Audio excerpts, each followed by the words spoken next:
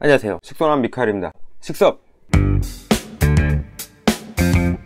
식물 키울 때 물 주는 것만큼 중요한 거, 아니 어떻게 보면은 물 주는 것보다 더 중요한 거, 바로 흙입니다. 식물 키우기에 있어서 아무리 강조하고 고민하고 공부하고 시도하고 집중해도 모자른 게 바로 흙, 용토죠. 저는 늘 이렇게 말씀을 드려요. 식물은 뿌리를 키우는 거다. 식물은 뿌리가 건강해야 지상부가 잘 자라요. 안 보이지만 뿌리가 건강해야 그 건강함의 모습을 드러내는 부분이 이제 지상부라는 걸 그렇게 생각하는 게 이해하는 데 도움이 되고, 그런 개념으로 키우시는 게 훨씬 도움이 돼요. 더군다나 식물이 죽는 대부분의 이유가 뿌리 때문에 죽는 겁니다. 지상부는 약간 뭐 처맞고 막 아무리 이렇게 다치고 바람에 꺾이고 벌레를 먹고 이래도 막 햇빛에 타도 살아날 수 있어. 안 죽을 수 있다고, 이겨낸다고. 근데 뿌리가 손상되면은 얘네들이 이제 가는 거예요. 뿌리가 그냥 단순하게 끊어지고 뭐 이런 거 우리 분갈이 할 때 그런 거는 애가 식물이 바로 죽지는 않죠. 하지만 뿌리가 무르고 썩으면 답이 없다는 거. 그 뿌리를 위해서 우리가 고민하는 게 바로 과습이고, 그 과습은 바로 이제 용토에서 기인한다고 봐도 틀린 말이 아니죠. 과습은 늘 말씀드리지만 물을 많이 줘서 과습에 걸리는 게 아니에요. 제가 매편 말씀을 드렸죠. 과습은 단순히 물이 많아서 걸리는 게 아니다. 용토 속에 뿌리가 괴사하거나 썩어서 부패해서 발생하는 것이 바로 과습입니다. 오늘은 그렇게 중요한 용토에 대해서 떠들어 보려고요. 그 중에서도 어떤 흙으로 키우면 좋을까 고민되시는 분들, 막 여러가지 배합 막 이런 거 난 어렵다, 난 제대로 할 수 없다, 간단한 방법 뭐 없냐, 그런 분들한테 추천드리는 완전 미친 간단한 방법, 바로 저곡토입니다.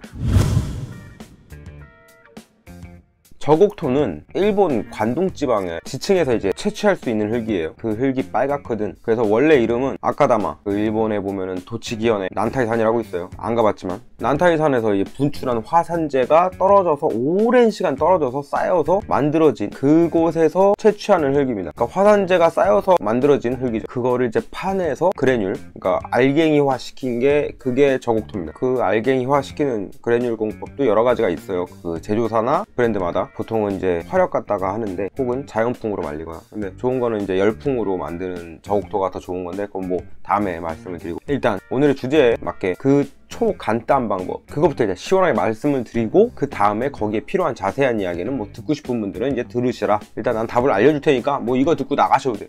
그렇게 하시면 되는데 알고 해야지 우리가. 일단 답을 말씀드릴게요. 저곡토 100%로 심어요. 끝이에요. 이게 다야.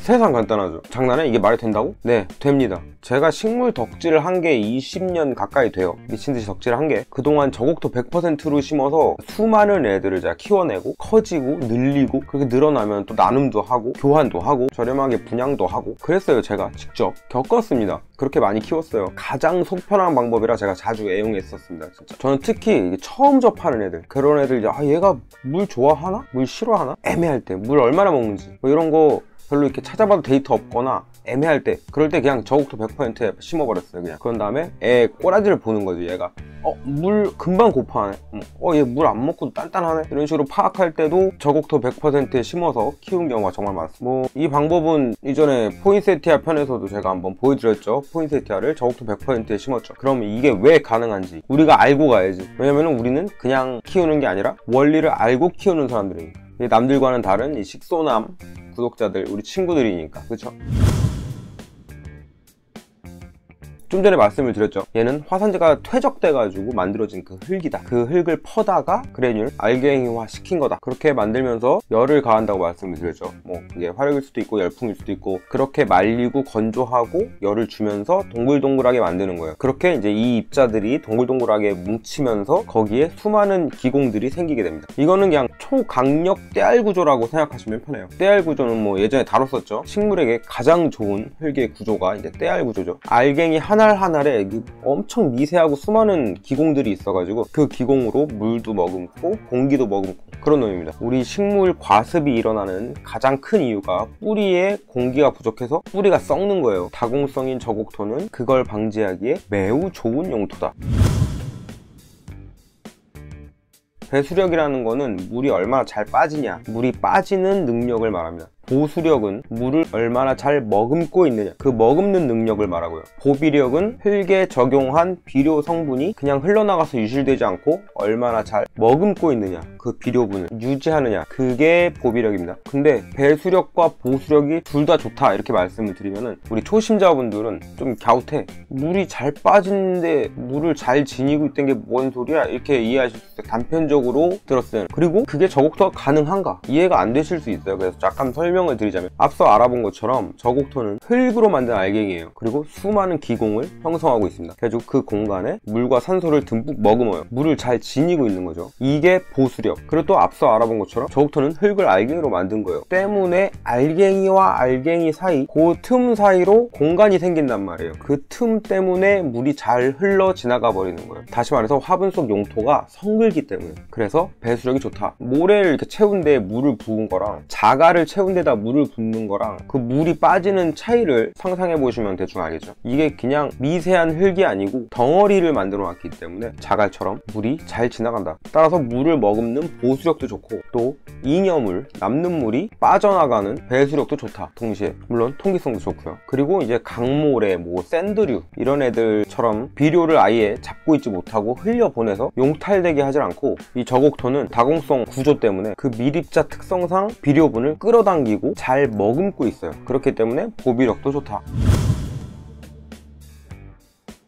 예전 편에 제가 한번 다뤘었죠. 지구상의 대부분의 식물들은 약산성 토양에서 잘 자란다. 제 영상들 정주행 하신 분들은 이 식물과 용토의 이 pH 관계에 대해서 아주 잘 아실 거예요. 그죠? 영양분이 왜 약산성일 때 더 잘 흡수되고, 뭐 알칼리에서는 왜 잘 못 자라는가, 뭐 이런 것들. 그래서 pH에 대해서 제가 여러 번 다뤘었죠. 이 저곡토라는 놈은 pH가 약산성이에요. 6 내외야. 그러니까는 활용도가 너무 방대하지. 예를 들어 뭐 녹소토나 이런 것처럼 완전 강산성도 아니고, 식물이 제일 무난하게 느끼는 6 전후다. 그런 약산성 토양이기 때문에 엔간한 식물에 다 쓸 수 있어요. 무난하게. 활용도가 너무 방대하다. 그러니까 어지간한 식물한테 다 최적인 거야. 너무 산성도 아니고 은은한 약산성.